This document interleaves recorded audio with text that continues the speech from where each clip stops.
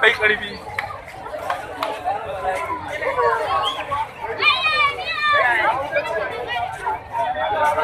kana nan zaman banza da ba kowa kuma akwai anytime akwai ruwa eh mana ba kowa cikin ka kamfani da wanda da shawo ba ka ga wani batun hayaki